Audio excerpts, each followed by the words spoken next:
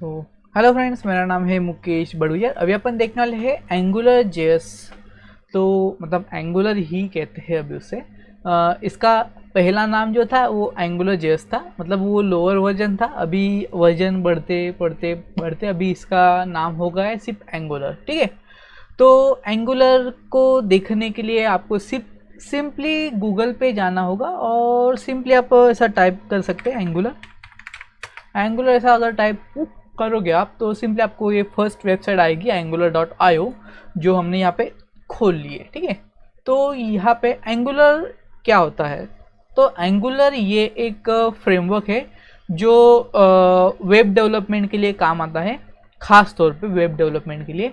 तो जब जब आप लोगों को मतलब कुछ फ्रंट एंड डिज़ाइनिंग करनी होती है, ठीक है, जब जब आपको कुछ फ्रंट एंड डिज़ाइनिंग करनी होती है, तो अगर आपका फ्रंट एंड बहुत अच्छा दिखना चाहिए, बहुत ही इम्प्रेसिव हो, बहुत ही मतलब ऐसा रिएक्टिव हो, मतलब ठीक है, तो इस तरीके का अगर आपको फ्रंट एंड चाहिए होगा, बहुत अच्छा फ्रंट एंड चाहिए होगा, ठीक है, तो उस वक्त आप एंगुलर का यूज़ कर सकते हो। ठीक है, एंगुलर बहुत ही फास्ट भी है, अच्छा भी है, कोई टेंशन नहीं आती है। ठीक है, और समझने में भी अच्छा है, लेकिन थोड़ा सा कॉम्प्लिकेटेड है। ठीक है, थोड़ा सा कॉम्प्लिकेटेड है। अगर आप उसका कॉम्प्लिकेशन अगर आप समझ जाते हो तो आप आराम से एंगुलर सीख सकते हो। ठीक है, तो सबसे पहले अभी आपके सिस्टम में आपको एंगुलर को इंस्टॉल करना होगा। ठीक है, तो हम यहाँ से अपना पूरा नया सीरीज स्टार्ट करने वाले हैं, जहाँ पे अपन शुरुआत से लेकर एडवांस तक एंगुलर का सारा एंगुलर का फुल कोर्स देखने वाले हैं। ये कोर्स पूरा का पूरा फ्री है। बहुत ही अच्छा कोर्स रहने वाला है। इसमें अपन कम से कम 3 या 4 या 5 प्रोजेक्ट भी करने वाले हैं एंगुलर के ऊपर। और प्रोजेक्ट जो रहेंगे वो डायरेक्ट मतलब डायरेक्ट यूज़ करने लायक होंगे आपके लिए। ठीक है, तो इसके लिए जुड़े रहिए अपने कोर्स के लिए। ठीक है, तो सबसे पहले आपको एंगुलर का इंस्टॉलेशन देखना होगा।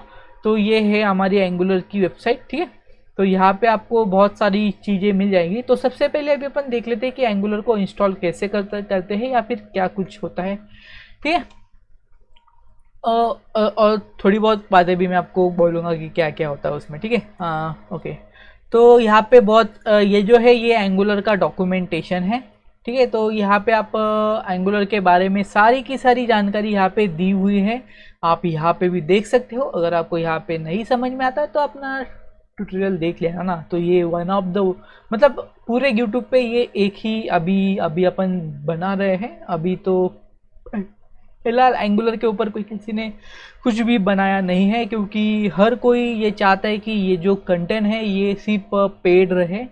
लेकिन हमारा ऐसा कुछ नहीं है, हम बांटते रहते हैं सबको। ठीक है, तो देखिए, फ्री है अपना वाला, टेंशन ना लेने का। तो एंगुलर को इंस्टॉल करने के लिए आपको सबसे पहले लगता है Node.js। तो Node.js भी ये भी हमारा जावास्क्रिप्ट का फ्रेमवर्क है, जिस तरह ये हमारा एंगुलर है। ठीक है, तो सबसे पहले हमें इंस्टॉल करना है Node.js सबसे पहले। तो यहाँ पे हमारे पास हम आते हैं Node.js की वेबसाइट पे, जहाँ पे आप सिंपली गूगल पे अगर टाइप करते हो कि Node.js या फिर Node.js विंडोज़ वगैरह, आप कुछ भी टाइप करो, यहाँ पे आपको nodejs.org पे आ जाओगे आप। ठीक है, यहाँ पे आने के बाद में आपको ऐसा कुछ दिखेगा।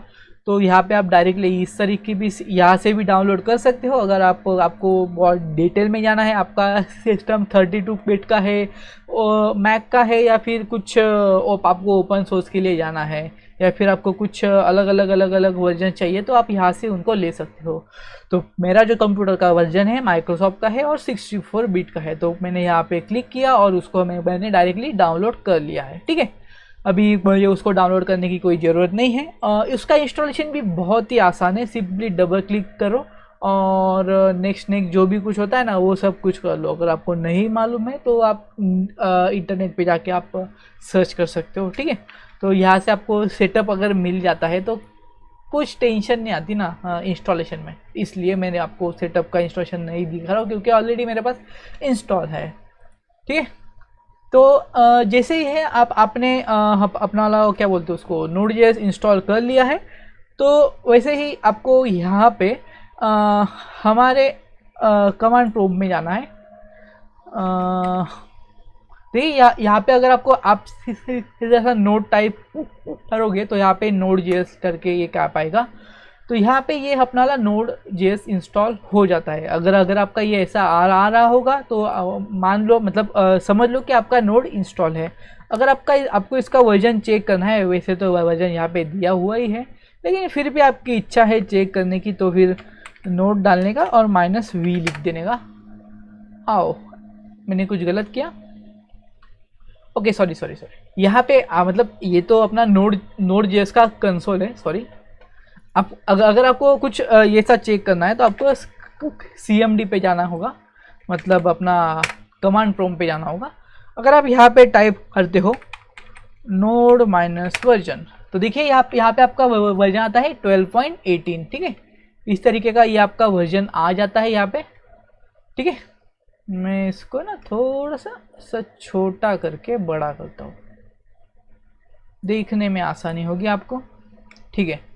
ओके उसके बाद में अगर उसके बाद में ना आपको अपना क्या बोलते हैं एंगुलर इंस्टॉल करना होता है। तो एंगुलर अगर हमें इंस्टॉल करना है तो उसके लिए क्या करना होगा, हमारे पास ये एंगुलर का मतलब एंगुलर के डॉक्यूमेंटेशन पे आपको जाना है। यहाँ पे इंट्रोडक्शन के नीचे यहाँ पे गेटिंग स्टार्टेड है, तो इस पर अगर आप क्लिक करोगे और सेटअप पे जाओगे तो सेटअप पे जाने के बाद में आपको नीचे आना है थोड़ा सा। यहाँ पे देखिए इंस्टॉल द एंगुलर CLI, मतलब एंगुलर कमांड लाइन इंस्टॉल करना है हमें। तो सिंपली इसे कॉपी करिए। कॉपी करने के बाद में आप सिंपली यहाँ पे अपने CMD पे जाके यहाँ पे आप उसको पेस्ट करवा दो और एंटर मार दो, ठीक है। उसके बाद में ये अपने आप इंस्टॉल हो जाएगा।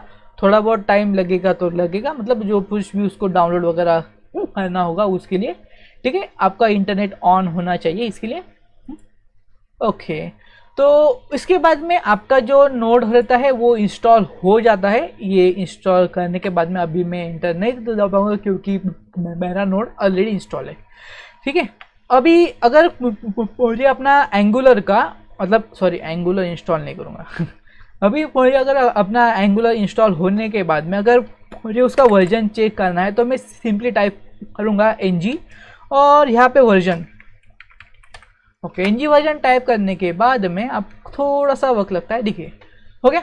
तो यहाँ पे आपको सिंपली ये ऐसा कुछ आ जाएगा। यहाँ पे उन्होंने कुछ इस तरीके से लिखा हुआ है एंगुलर CLI। तो यहाँ पे आपका एंगुलर का वर्जन भी आ जाता है, आपको नोड का वर्जन भी आ जाता है, आपकी विंडोज़ क्या है कौन सी है सब कुछ यहाँ पे आ जाता है, ठीक है। और थोड़े बहुत जो आपके पैकेजेस रहते हैं वो सब कुछ यहाँ पे आपको दिख जाता है, ओके। तो इस तरीके से आप यहाँ पे अगर आपका ये यहाँ पे आता है तो समझ लो आपका एंगुलर बहुत अच्छी तरीके से इंस्टॉल हो चुका है और वो अभी यूज़ करने लायक है, ठीक है, ओके। उसके बाद में अपन थोड़ा सा आगे जाएंगे। यहाँ पे आप W3 स्कूल का भी यूज़ कर सकते हो। बहुत सारा इजी होता है। तो ये थोड़ा अलग वे में जाएगा, हमारा थोड़ा अलग वे में जाएगा। हमारा थोड़ा डायरेक्टली प्रैक्टिकल के बेस के ऊपर जाएगा। ये भी प्रैक्टिकल के बेस के ही ऊपर है, लेकिन ये थोड़ा अलग है, अपना थोड़ा अलग है। इसके लिए थोड़ा सा ध्यान रखिए, ठीक है। मतलब सेम ही है, ज़्यादा अलग नहीं है, मतलब कंफ्यूज ना हो उसमें, ओके। अपने कोर्स को फॉलो करते रहो, समझ में आ जाएगा धीरे धीरे। सबसे पहले जब भी आपको कुछ अभी देखिए तो एंगुलर में मेनली क्या होता है, तो मेनली यहाँ पे आपको है ना बहुत सारे अलग अलग तरह की चीज़ें आपको सीखनी पड़ सकती है। जैसे कि टाइप स्क्रिप्ट हो गया। टाइप स्क्रिप्ट है क्या, तो देखते हैं टाइप स्क्रिप्ट है क्या। मैं थोड़ा सा टाइप करता हूँ यहाँ पे TYP टाइप स्क्रिप्ट। तो टाइप स्क्रिप्ट ये एक तरह की ओपन सोर्स प्रोग्रामिंग लैंग्वेज है जो माइक्रोसॉफ्ट की ओर से है। तो ये मतलब टाइप स्क्रिप्ट जावा स्क्रिप्ट से अलग है, ठीक है।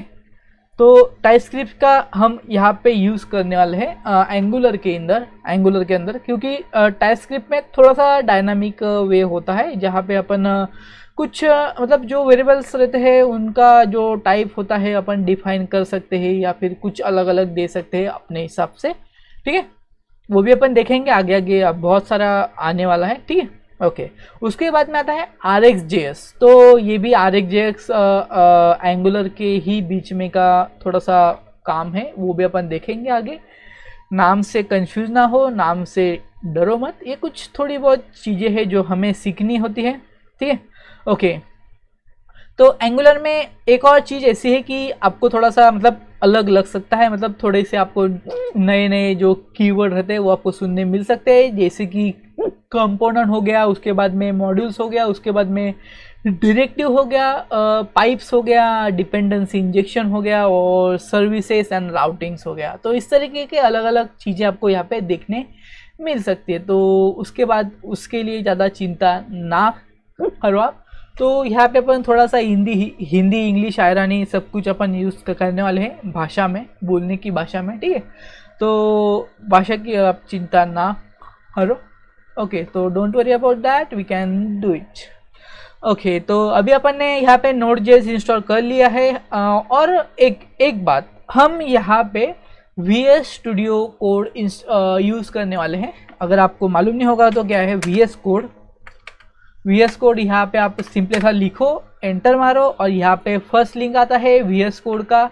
यहाँ से आप आपका VS कोड डाउनलोड कर सकते हो, ठीक है।